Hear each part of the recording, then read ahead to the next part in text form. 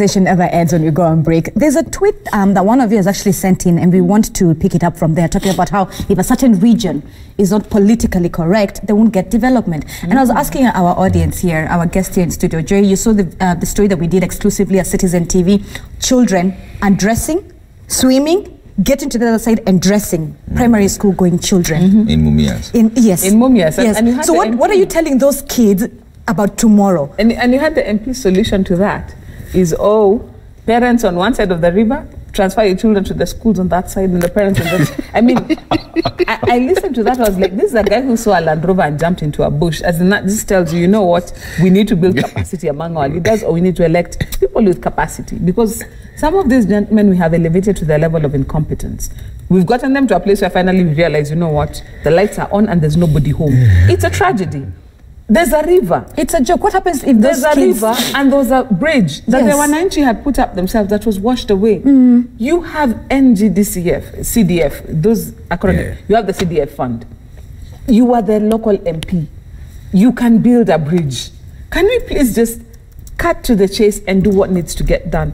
If those children, by just some misfortune, one of them is swept away, like the little one who was being carried on her sister's back. Oh my God. If that one is swept away, it becomes, it's another and whole the sister new herself is not at his the life of our children is too valuable. You want those children, after pulling that gymnastics, to go to school and perform on the same level as your child who was picked up by the school bus and delivered to the group of schools. Right.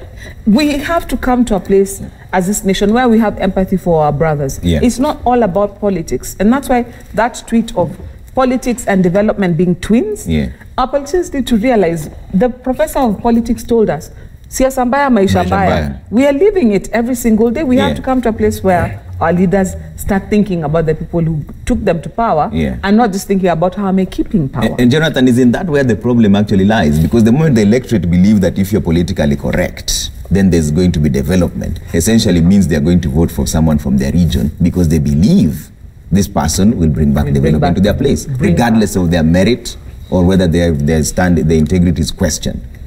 Development doesn't come. Development is created.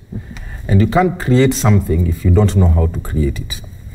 So it goes back to competency. That's why the framers of our constitution were clever enough to say, to be a governor, to be a deputy governor, to be a president, to be a deputy president, people of the executive must have college degrees so that you have some sort of a know-how on how to do things. Then they went and bought them. The law again came down and said, to be a minister, you must not just have a college degree, but you must have enough experience in the docket that you're being given. Okay? So, Trevor, you reading that manifesto of Jubilee, and I read it also, and I read the NASA one. Most importantly, I also read the Sonko Naigathe manifesto, 7-point manifesto of Nairobi. And let me tell you, our problems are not that we don't know. If we implemented that 10-point manifesto of the president, Kenya would be a great place. Would have money in the pockets of the youth and the women of Wanjiku, and everybody would be happy. Our economy would be growing at 10%. But if we implemented what Sonko Naigathe sat down when they were launching their manifesto in KICC and said they do for Nairobi in the first 100 days in 5 years, Nairobi would be the #1 city in Africa. We'll go back to being the green city in the sun, and we'll join the community of global cities. If we implemented the manifesto between you and Kidero, how far would we have been? Absolutely, the same thing. Yeah. So what I'm saying is, very simply, is we know what needs to be done. And I'm very consistent in saying this here on social media and elsewhere where I'm given a chance to speak to Mwananchi. Our issues is we don't follow the law. All right? You've spoken about Mumias, that bridge. You know, that's supposed to have been sorted by devolution. Yes. Okay? Devolution, chapter 4 of our constitution, schedule 4 of our constitution, says what are the roles of the national government? What are the roles of the county? If you look at it today, 7 years later, there's still roles that should be done by the county that are being done by the national government, that the national government has refused to devolve. So we just have completely refused to follow the law. Goodness. And if we just followed the law, it says very simply that we will do these things and the country will go forward. Right. Yeah. It's that simple. But okay. Now, where we are enjoying the Mwananchi is because we have figured out, and that's why again I say, I blame the voter. It's because we know, I'll tell the Mwananchi that I'm going to do all these things for them. Whether I do them or not, they'll still vote me back in. And the cycle continues. So until the Mwananchi decides, Jonathan, you said you're going to do this and you didn't, so go home, we're going to bring Gabriel who will do these things for us.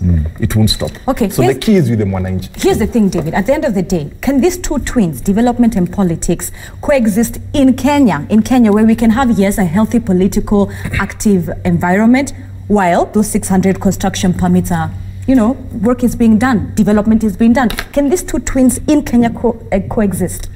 You know, politics is the foundation for development. Well, as I explained last time. Politics. You can't have development without politics. It's just whether we have the correct politics. Whether the politics that we have has put in place policies that will ensure, and policy makers and policy implementers that will utilize the political environment to achieve development. Today on page 7 of the Daily Nation, 92 million runs to waste as vaccine expires. Why? Because apparently the Kenya Veterinary Vaccines Production Institute, which has developed this, was fighting with the ministry over a trip. So it was a tug of war over per diems until 92 million worth is lost. We've seen sanitary pads that have expired being repackaged. Leave that alone. 7 months ago, 883 million worth of maize expired because the cereals board did not store them correctly. Yesterday, there's a young lady called Owa on social media. I bet you must have seen, as she trended the whole day. Why? Discussing how private hospitals in this country, I dare say, she called Nairobi Women's, I can be on record, are busy in a WhatsApp group saying, no, don't discharge patients too quickly. We have targets to meet. Yeah, on the Twitter thread, yes. Last week, I sat as I listened to how the Chinese have taken a hold of an industry called the donkey industry in this country. Now, women who keep donkeys wake up and the donkeys have been stolen because the Chinese have to take the hide for some substance called a jiao. And a woman wept and cried and said, when my donkeys are stolen, I am made to be the donkey. You've taken her bread and butter. She has to do the hear me? work. She has to go to the river and fetch the water, 40 liters, and put it on her head and make 5 trips a day. That's the country we are in. The politics must enable development. Politics must ensure that they have policy implementers in place who have the interest of the country at heart. And it is sad, you know, Matiang'i can't be in every ministry. Wake up, dear CSS, and do better for country. Here. He can't be in every ministry. He can't preside over all ministries. He can't spread himself too thin. To get what? But each one of you could learn and become better and make a commitment to achieve. Being for agenda was a brilliant idea. I do not think it will be achieved in this time. And that's what the president should have said from that time. He said, I am putting in place a system or institutionalizing a raft of reforms that will last a decade for the good of the country. Singapore, Lee Kuan Yew did not just finish everything before his term ended. He initiated and institutionalized reforms that would be achieved by his successors because, you know, as the sages say, you are only as successful as your successor succeeds. Until your successor has succeeded, you have done. But Kenya hasn't learned that. Our politicians haven't learned that we pick up from where it must be deliberate. All the blueprints that we have, the Vision 2030, if we start with them and put aside our egos or how to, you know, outpace and try to demonstrate that you're outdoing your predecessor and just said, this is good for the country, there is a set template, let's follow it, let's achieve it, we will. will achieve it. Our politics, though, rests in the hands of all these people. The executive has a charge to ensure that beyond creating policy, they follow through with the implementation of those policies. Our policies are not created to gather dust. Our legislature has a charge to ensure that they back up the executive and hold them to account. Our judiciary has a charge to ensure that they motivate Kenyans by demonstrating that any person who gets into the cookie jar and steals from this country is punished. Unless we are able to see that corruption and all these ills are punishable and punished very ruthlessly, we will just be going on and on. Same thing, same time, same way. We're really running out of time here. We'll give you guys a chance of 30 seconds. Very quickly, because my good DG had talked earlier on. Let me continue from where Osiani has left. And at the backdrop of what Osiani has said, remember, we were just told we have projects, unfinished projects, worth about 1.5 trillion. Right? You may remember in Mombasa, the president, a few months ago, the president was very cross with some of the developers. And I could see his anger when he said, why are you starting new projects while you have not finished the old project? Now, what the president was saying, I think it has come full circle, because now the report is out. And I think people are wondering, okay, we are starting projects almost on a monthly basis. But like Osiani is saying, there's no super follow-through. I agree with him 100%. For a nation to develop, the blueprint must actually outlive us. Right now, China, their vision, what we have as Vision 2030, theirs is 65 years. They have a development agenda. What we call the national agenda must be bought in by every politician of goodwill. Every politician of goodwill. Because this is not something about the serving president. It is like Mweke when he was in City Hall.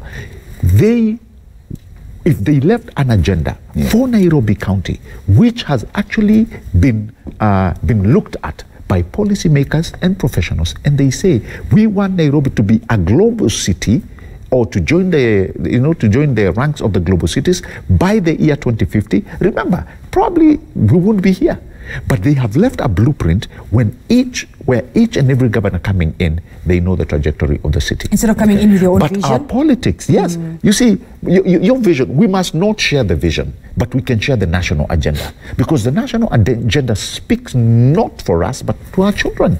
We will say, when we are long gone, our children will be able to enjoy that which we left behind. And it will speak volumes that we had a vision and we were dreamers. Let them come in and take over from where we had left. Remember what Obama said? We must always remember that this nation, we borrowed it from our forebearers. From our children, rather, not our forebearers. Now you can finish. Trevor, I think it would be unfair to just paint a gloom picture. I think there's some hope. The speech that the president gave last Tuesday in Nakuru gave us a lot of hope. I think the president is now pressing the right buttons.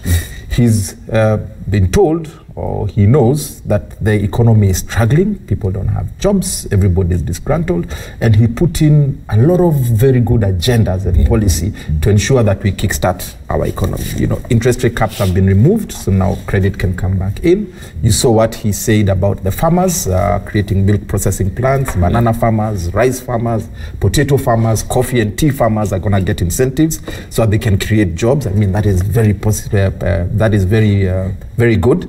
And we thank the president for that. We saw him looking at small businesses and say they must be giving services. That one I can say for free, qua ground and different. The government ministries are not enabling in terms of licenses, in terms of regulations, in terms of fees, in terms of permits to allow businesses to strive. I mean, if you start a business, it's tough now to run it because the government actually comes and shuts you down or makes sure you don't do business. I mean, importers are feeling it. The port is a complete mess with the transport from customs to storage and all of that. Yeah. He also said that all pending bills should be paid. Yeah. So that everybody who's done work for government, the money can come in and begin to circulate. So I think the president has put in place a structure that can kickstart the economy of this country and put money in our pockets. All right. And the key thing is what Gabriel says, we must follow through on that. Yeah. Okay. Lastly, just very briefly, two seconds. Yes, I can hear the song. Very briefly. What we have been made to believe in the headlines is also undermining the president's legacy. Right now, our headlines, and if we are not careful, will continue until 2022. It's fighting DP Ruto, it's Central is unhappy, it's rising debt. You know, it's all negative against the president's legacy. So unsolicited advice to the president and his handlers is what they need to do is they need to change the narrative and use some sort of PR machinery to let the country know what positive things he's doing to jumpstart this economy and ensure that our country moves Joy, forward. we give you the final word because we're gentlemen. Yes. There's one issue that I also want to, where DG has left. The government has done a lot. Right now, I have a child who's under 5 and she has been going to the health center for free. There's education that is being given to children more than ever before. There's that which the government that is doing right. But I also want to put a challenge to Kenyans ourselves. We saw in Moranga 2 days ago, guys have instituted their own stadium. They've started doing something for themselves. You've seen the same thing in Yatta, where people have decided we're not waiting for government, we're doing something to pull ourselves up. My challenge this morning will be to Kenyans as well. Let us compliment what the government is doing. We can be a nation of grumblers and complainers, but at the end of the day, if we put our 2 and 2 together and actually build something up, then if government comes a little way, we meet them halfway.